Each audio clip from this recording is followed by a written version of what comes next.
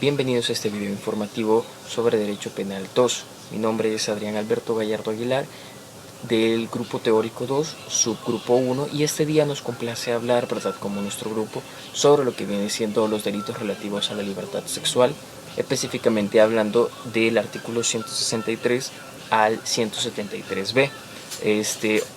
Para comenzar vamos a hablar o definir lo que viene siendo la violencia sexual, ¿verdad? Que la violencia sexual, dado por la Organización Mundial de la Salud, ¿verdad?, lo especifica como todo acto sexual, la tentativa de consumar un acto sexual, los comentarios o insinuaciones sexuales no deseados, o las acciones para comercializar o utilizar cualquier otro modo la sexualidad de una persona mediante coacción por otra persona, independientemente de la relación de esta con la víctima, ¿verdad?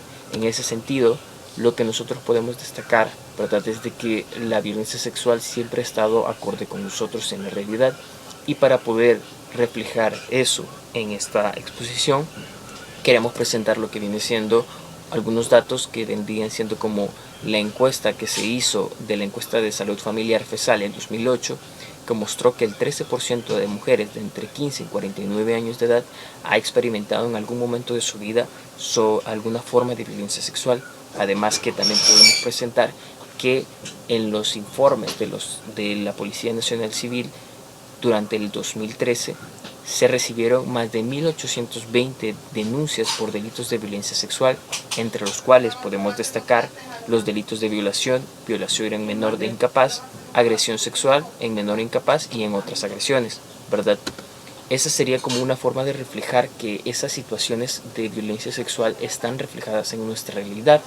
Y además de eso, quiero destacar que la Constitución ya lo tiene reflejado, por lo menos para ahorita. Vamos a especificar sobre los menores de edad, que en el artículo 34 explica que necesita todo menor de edad tiene el derecho de vivir en condiciones familiares y ambientales correctas y óptimas, que en lo cual cabe la protección de su libertad sexual. Profundizando entonces en este punto, lo que viene siendo ahora en nuestro Código Penal, vamos a hablar, ¿verdad?, cómo podemos definir la libertad sexual, que sería aquella parte de la libertad referida al ejercicio de la propia sexualidad en el sentido de la disposición sexual sobre su propio cuerpo.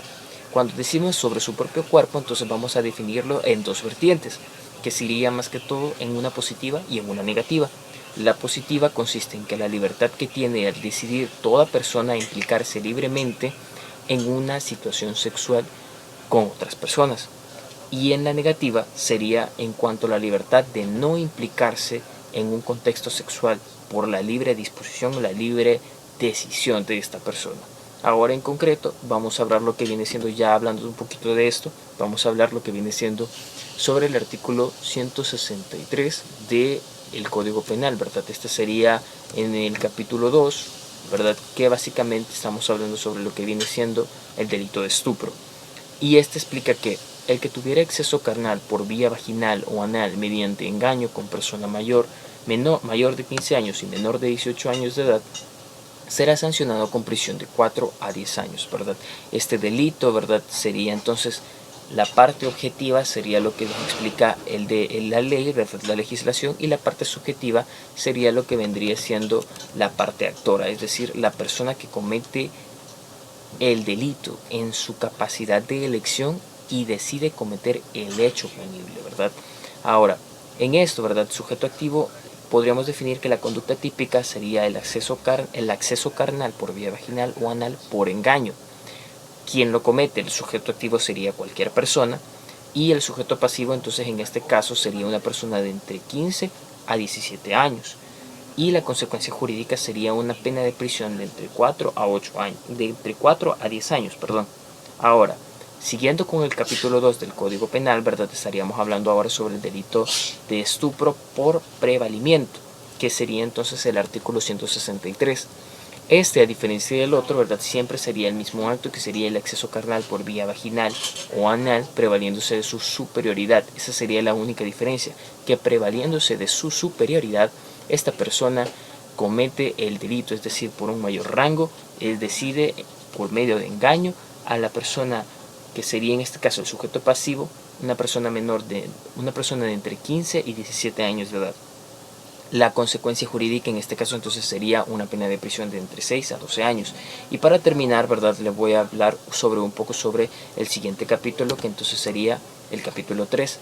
Ya estaríamos hablando sobre el artículo 165, que sería el acoso sexual, que básicamente lo que explica, ¿verdad? Que la conducta típica sería realizar conducta sexual indeseada a quien dice, señala frases u otra conducta de naturaleza sexual, ¿verdad? Esto lo podría cometer cualquier persona y el sujeto pasivo es, si fuera cualquier persona, el delito, la consecuencia jurídica sería de entre 3 a 5 años, pero si es una persona menor, ¿verdad? De entre 15 a 17 años, la pena de prisión sería de entre 4 a 8 años, ¿verdad? Eso sería todo por mi parte, ¿verdad? En este momento yo hago saber esto para que mis compañeros puedan seguir con la exposición. Muchísimas gracias. Mi nombre es Paola Laínez y a continuación veremos 3 artículos. El artículo 166. Este artículo opera como un precepto subsidiario del artículo 163, en la cual la única diferencia es la actuación sexual que va a tener el sujeto activo. En el artículo 163, el acceso debe ser por vía carnal, vaginal y anal. En este artículo es cualquier acto distinto siempre y cuando sea de naturaleza sexual. El artículo establece que se comete el delito cuando mediante engaño se realiza cualquier acto sexual diverso con una persona mayor de 15 años y menor de 18 años. Acá podemos notar cómo la ley establece un límite de edades en este capítulo. En el inciso segundo de este artículo estipula que si el delito se comete con una persona menor de 18 años y con su consentimiento, de igual forma será sancionado con 8 a 12 años de prisión. Este rango de edades genera cierta confusión en cuanto al rango de consentimiento sexual que establece la ley. Si observamos o analizamos el artículo de estupro, este establece que el delito se comete con una persona mayor de 15 años. Ante esta interpretación, decimos que una persona a la edad de 15 años es lo suficientemente capaz como para consentir tener una relación sexual. En este caso solo se castigaría el engaño que tuviera la persona para cometer tal fin.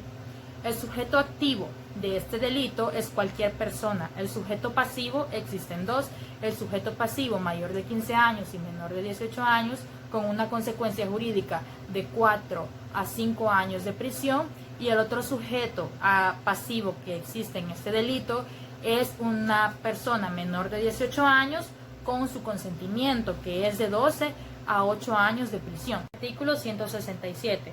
Corrupción de menores e incapaces. Este artículo tiene 2 conductas típicas. La primera de ellas es promover y facilitar. Promover significa iniciar, incitar o invitar, y facilitar es remover obstáculos, todos aquellos obstáculos que impidan que se den las condiciones para la corrupción del sujeto pasivo. La corrupción significa llevar al menor o deficiente mental a un trato carnal e inadecuado. Esto significa que debido a su incapacidad, ya sea por su corta edad o por su deficiencia mental, este es llevado a actos inadecuados sexuales. La promoción y facilitación tiene que realizarse por cualquiera que no sea la realización del acceso carnal. Es diferente que el sujeto pasivo ya esté corrompido.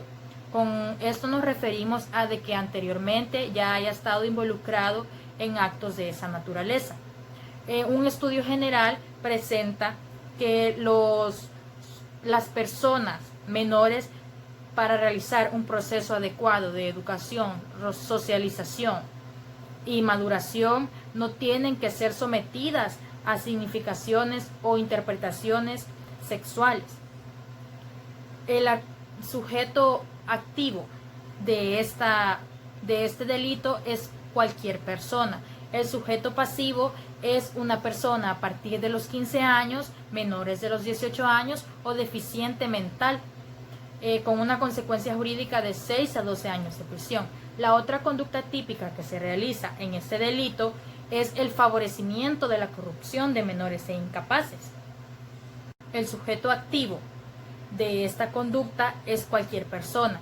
El sujeto pasivo es aquella persona a partir de los 15 años, menores de los 18 años, con deficiencia mental, como consecuencia jurídica se tiene de 12 a 16 años de prisión. Un caso concreto acerca de este delito es la sentencia con número de referencia 135 del 2017.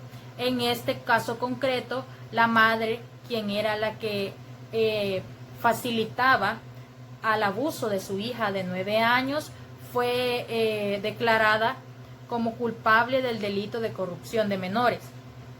A esto se le implica que la madre facilitaba el hecho de llevarla a una situación sexual inadecuada para la menor.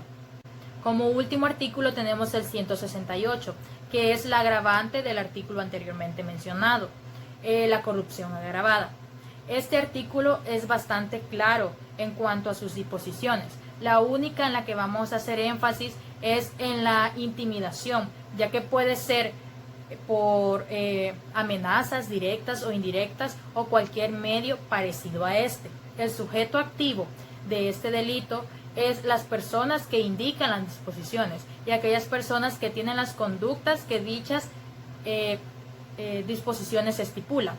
El sujeto pasivo en este delito es aquella persona menor de 15 años y como consecuencia jurídica se tiene prisión de 12 a 14 años. Gracias. Para continuar, yo les estaré hablando sobre el delito de inducción, promoción y favorecimiento de los actos sexuales que se encuentran regulados en el artículo 169 de nuestro Código Penal. Dicho tipo penal tiene como finalidad proteger la indemnidad o intangibilidad sexual de las personas menores de 18 años, quienes no se encuentran capacitados legalmente para poder tomar la decisión de tener una pareja sexual, debido a su condición psicológica, ya que estos no presentan la madurez necesaria para poder afrontar las implicaciones que conllevan cada una de estas actividades sexuales. Y por otro lado, las condiciones fisiológicas, que se desenvuelven en atención al desarrollo físico del cuerpo de cada persona. El cuerpo puede estar desarrollado incluso a tempranas edades. Las niñas pueden mostrar atributos de señoritas cuando en realidad estas no lo son.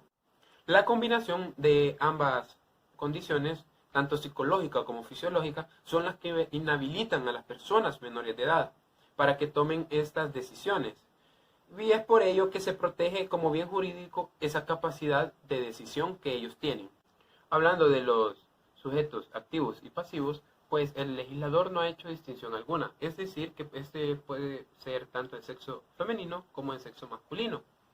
En cuanto a la distinción aquí radica realmente en que el sujeto pasivo debe ser la persona menor de 18 años para poder configurarse como víctima del delito que estamos analizando. En cuanto al sujeto activo, pues ese debe realizar cualquiera de las conductas descritas en el tipo penal, las cuales son promover, facilitar, administrar, financiar, instigar u organizar. Uno de esos verbos o en su conjunto deben ser acreditados como parte de la conducta hecha por el sujeto activo. Cabe definir en qué consiste los actos sexuales y los actos eróticos. Pues los actos sexuales es una acción con sentido lascivo que se ejerce sobre un sujeto pasivo, los cuales podrían ser, por ejemplo, un roce, un frotamiento o una caricia. Y el acto erótico, pues esos están relacionados con la sensualidad, la sexualidad y con las capacidades de atracción que se encuentran entre los seres humanos. Un ejemplo de ello podría ser los bailes eróticos. Para continuar, les estaré hablando sobre el siguiente delito, que es el de remuneración por actos sexuales y actos eróticos, que está regulado en el artículo 169-A. Dentro del tipo objetivo, la acción consiste en pagar o prometer pagar con dinero u otra ventaja de cualquier naturaleza a una persona menor de 18 años o a otra persona, con la finalidad de que esta persona menor de 18 años pues ejecute actos sexuales o eróticos. Este delito pues es un delito de mera actividad, pues para su consumación no necesita un resultado lesivo en el bien jurídico tutelado. Pues acá lo que el legislador está buscando sancionar es la protección de la libertad sexual que la menor tendrá en un futuro.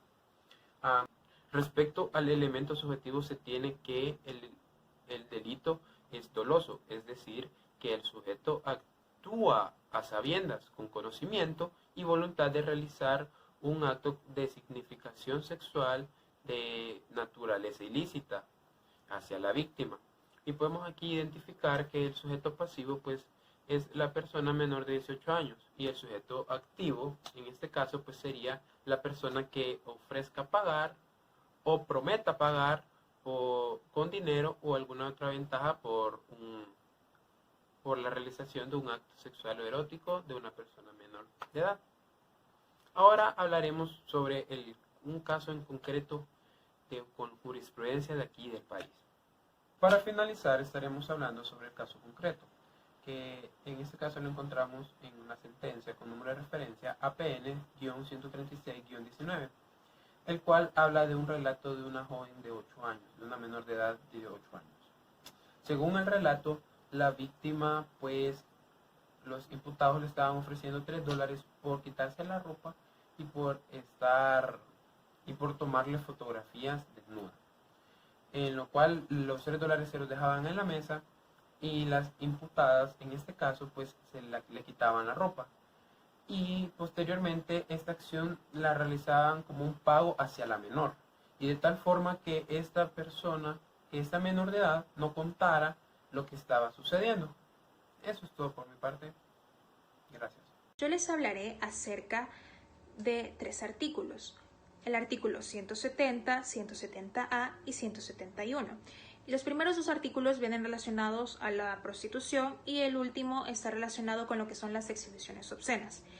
Para empezar a hablar acerca de los primeros 2 artículos, debemos definir primero qué es la prostitución doctrinariamente. Podemos decir que esta consta de 2 supuestos. El primero es que la víctima se entregue a la práctica sexual y el segundo es que sea con sujetos indeterminados. Para algunos autores, como Soler, consideran que el fin de estos actos es el lucro propio o el lucro de un proxeneta. En nuestro artículo 170, que habla acerca de la determinación a la prostitución, podemos decir que vislumbra el sometimiento hacia las mujeres y reduce un campo de acción a una sanción que sigue estando relacionada, en cuestión de medidas al menos, a lo que es la restauración de la honra y la moral, y no precisamente a la libertad sexual lesionada y a su indemnidad. Por otra parte, en la doctrina podemos decir que encontramos que el hecho de otras agresiones sexuales será sancionado con menor pena que una violación, ya que en esta el mayor daño que se le genera a la víctima es el acceso carnal, dando la impresión de que la agresión sexual no es una acción violenta, sino más bien una lesiva. Por otra parte, en el artículo 170, que trata acerca de lo que es la oferta y demanda de la prostitución, podemos decir que este artículo sanciona a quien incita a otra persona que no está corrompida o lo impulsa a tomar una conducta sexual prematura o depravada. Y a quien está corrompido se le incita a mantenerse en ese estado. También podemos decir que otro criterio que hemos identificado en este artículo es el facilitamiento de la corrupción o más bien prostitución, que facilita los medios para que el sujeto pasivo que quiere corromperse lo haga y asimismo para que la víctima asuma el estado de prostitución, lo mantenga o si ya lo posee que lo conserve o lo intensifique. Considera como facilitador a todo aquel que elimina obstáculos y provee medios y oportunidades para que la víctima se prostituya. En este artículo podemos encontrar como sujeto pasivo a todo aquel que es capaz de comprender la naturaleza del acto corruptor. Como referencia de jurisprudencia podemos dar el número 120/2016 y para continuar tenemos el artículo 170 de las exhibiciones obscenas.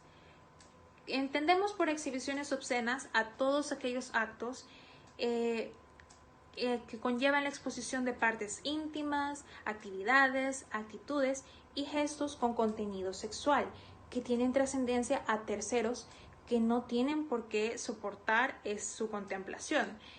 La ley consagra implícitamente como público a todo aquel lugar donde el acto pueda realizarse, ya sea un sitio público a la visión de terceros.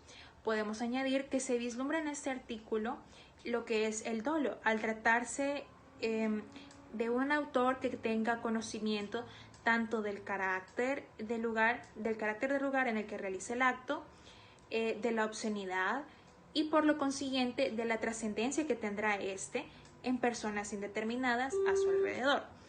Este es un delito de peligro putativo y que se rige por la impunidad para todos aquellos con incapacidad.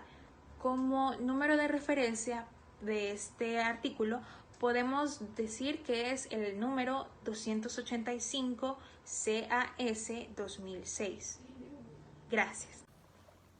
Buenos días, licenciada Yorlen, compañeros y compañeras de clase. Mi nombre es Diego Valiente y este día hablaré acerca del artículo 172 y 173 del Código Penal. Esos artículos regulan lo que son la pornografía y la utilización de personas menores de edad e incapaces o deficientes mentales en el tema de la pornografía. Empezaré hablando acerca de los antecedentes históricos de la pornografía infantil y luego daré una definición de lo que es en sí la pornografía infantil, para luego seguir hablando de las características de este y terminar con una sentencia relativa al tema de la pornografía infantil. Empecemos entonces. Antecedentes históricos de la pornografía infantil. Antes que nada tenemos que decir que la pornografía es casi tan antigua como el mundo. Basta con ver las culturas occidentales y orientales donde podíamos encontrar esculturas, pinturas que representaban las partes erógenas del cuerpo humano, así también como actos sexuales explícitos, pero veamos acontecimientos un poco más recientes y para eso nos tenemos que ir al país de Estados Unidos en el año de 1977 y es que en esa época la pornografía infantil estaba aumentando, tanto así que llegaron a haber 250 revistas circulando, 250 revistas que hablaban que mostraban contenido de pornografía infantil. Y que gracias a este acontecimiento se impulsó la persecución legal de la pornografía infantil a finales de los años 70 y a principios de los años 80. Pero otro acontecimiento importante ocurrió a principios de los años 90. ¿Por qué? Porque en esa época empezaba a tener importancia el tema del internet y de las redes sociales, dos factores que hacían que la pornografía infantil circulara muchísimo más fácil. Tanto así que la pornografía infantil entró en auge, con datos sin precedentes. Pero, ¿qué es la pornografía en sí? Pues el jurista Miguel Ángel Moldova la define como aquel material que incorpore a una persona menor de edad en una conducta sexual explícita. Pero la Interpol, es decir, la Organización Internacional de Policía Criminal, da una definición totalmente diferente de lo que es la pornografía infantil, ya que ellos dicen que la pornografía infantil no puede ser pornografía infantil, ya que un menor de edad participando en una conducta sexual, a eso se le llamaría abuso o explotación, y que el término de pornografía es utilizado únicamente en personas adultas, personas mayores, que realizan contenidos, que realizan actos sexuales consensuados y que en la mayoría de veces son legales. Ahora bien, hablemos acerca de las características de la pornografía infantil. Existen dos características fundamentales. La primera es la representación visual y la segunda, la real.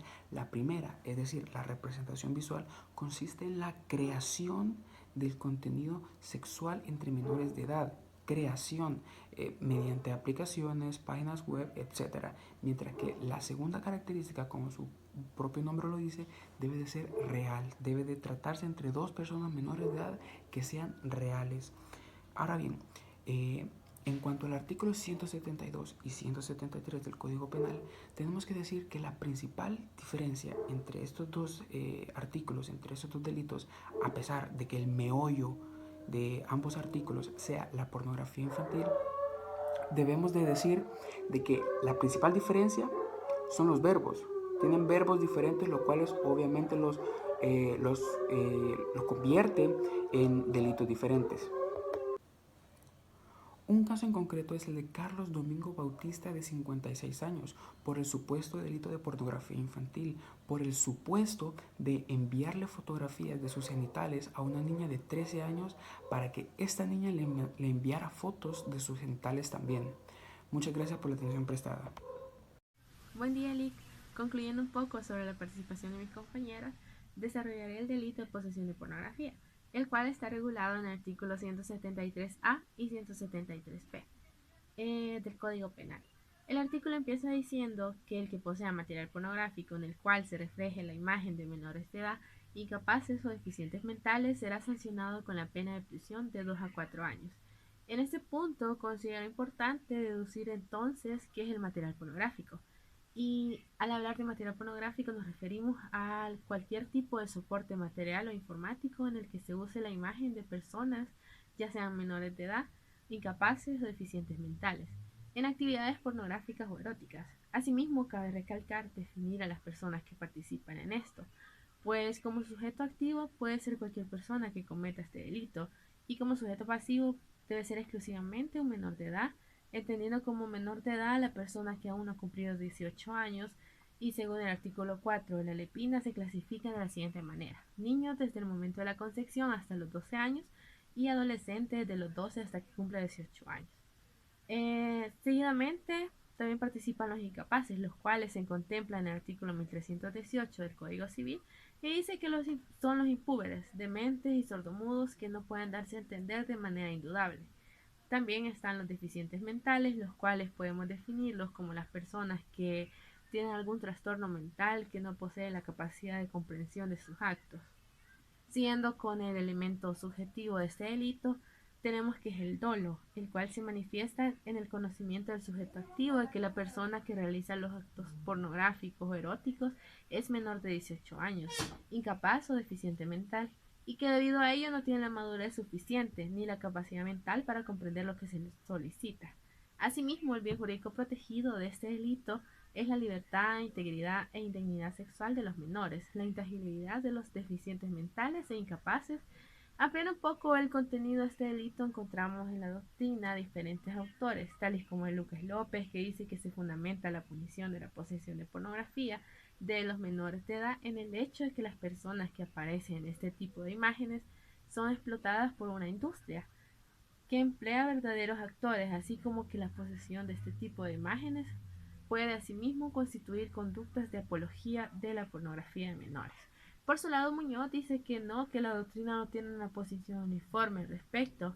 Así, un sector ha argumentado que la punición de esta conducta atenta contra el principio de lesividad y por lo tanto debería quedar al margen de la intervención del derecho penal. En resumen, el delito de posesión de pornografía es una conducta que sanciona la posesión, ya sea impresa, digital o en cualquier otro formato, siempre que aparezcan imágenes de menores de edad, incapaces y deficientes mentales, en las cuales se practican actividades pornográficas y cuando las mismas hayan sido adquiridas voluntariamente por el agente. Seguidamente, en el artículo 173b se basa en la pena que se le impone al delito de los artículos 169 y 173, que enumeran las causales por las cuales la pena sería aumentada. El delito que se refiere al 169 se le aumenta hasta un tercio de la pena de 3 a 8 años por el delito cometido por la inducción, promoción y favorecimiento a actos sexuales o eróticos. El delito que se refiere al artículo 173 se le aumenta hasta una tercera parte de 6 a 12 años del máximo a la pena establecida. Seguidamente, el artículo enumera las causales por las cuales la pena se vería aumentada, y si cualquiera de las acciones descritas fuera realizada por, literal A, ascendientes, descendientes, hermanos, adoptantes, adoptados, cónyuges, convivientes, familiares hasta el 4º grado de consanguinidad, que son los tatarabuelos, tataranietos, primos, tíos, abuelos y sobrinos, nietos, y segundo de afinidad, que son los abuelos, nietos, hermanos del cónyuge. El literal B dice que todas las personas contempladas en el artículo 39, que son los funcionarios públicos, autoridad pública, empleados públicos y municipales y agentes de autoridad. El literal C dice que la persona encargada de la tutela, protección y vigilancia de la víctima, y el literal D dice que toda persona que prevaliéndose de la superioridad originada por relaciones de confianza, doméstica, educativa, de trabajo o de cualquier otra relación.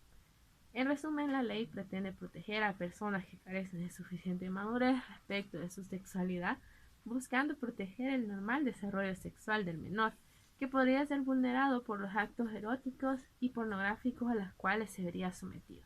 Hasta aquí con mi intervención y doy por finalizada la exposición. Gracias por la atención brindada.